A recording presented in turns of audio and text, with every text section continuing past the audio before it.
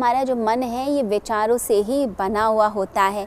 तो जैसे हमारा शरीर है ये अन्न से बना है, फूड से बना है, इसे फूड बॉडी कहा जाता है, ऐसे ही जो माइंड है ये विचारों से बना हुआ है। तो मन को अगर ठीक करना चाहते हैं तो अपने विचारों पर काम करना शुरू कर दीजिए। हम अपने विचारों पर काम करेंगे तो मन हमारा ठीक हो जाएगा।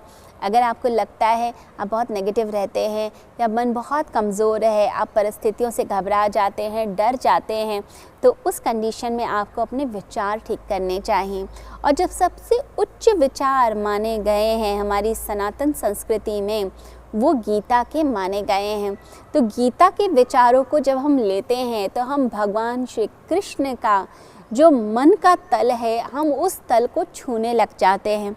तो वह जो विश्व का मन है, जो पूरे ब्रह्मांड का मन है, हम उससे जुड़ जाते हैं। जो कॉस्मिक कॉन्शियसनेस है उससे हमारा कनेक्शन स्टार्ट हो जाता है, और वो जो कॉस्मिक कॉन्शियसनेस है वो हमारी इंडिविजुअल कॉन्शियसनेस को प्रभावित करने लग जाती है। तो आपका माइंड एक बड़ा ही स्ट्रॉन्ग माइंड हो जाएगा। देखिए, कॉस्मिक कॉन्शियसनेस तो एक तरह से पूरा एक इलेक्ट्रिक पावर हाउस है।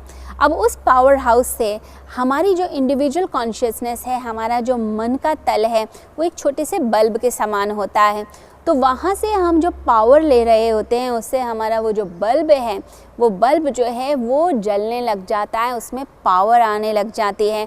आपका बल्ब जितना बड़ा होगा, जितना ज़्यादा वो उस इलेक्ट्रिक पावर को बर्दाश्त करता जाता है, उतनी ज़्यादा आपके अंदर लाइट आती चली जाती है, उतना आप इलेक्ट्रिक पावर को अपने अंदर खींचते चले जाते हैं।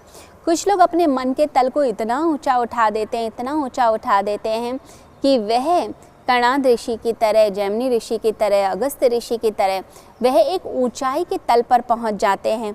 फिर वहां से उनकी जो बातें होती हैं, उनके वचन जो होते हैं, उनके जो कर्म होते हैं, वो बड़े अद्भुत दिखाई देते हैं। अगर देखा जाए, महात्मा गांधी, इतने सारे कार्य उन्होंने अपने एक ही जीवन में कर लिए, तो बड़ी हैरानी होती थी कैसे कर लिए उन्होंने ये सब कार्य। वो सब कार्य उन्होंने ऐसे कर लिए क्योंकि वो हर समय प्रार्थना से, परमात्मा से, ब्रह्म से जुड़े रहते थे।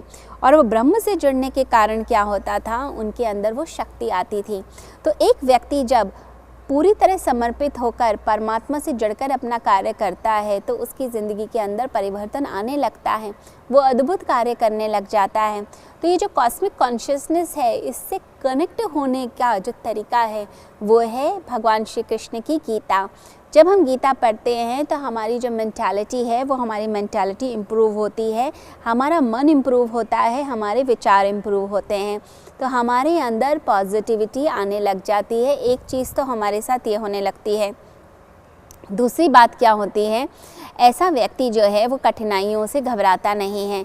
जो गीता का पाठ करता है, गीता को सुनता है, उसके सत्संग को अपने अंदर लेकर आता है, वो कठिनाइयों से कभी नहीं घबराता है। वो संकट में रोता नहीं है, वो ये नहीं कहता मेरे साथ ही ऐसा क्यों हो गया, भगवान ने मेरे साथ ही बुरा क्यों कर दिया।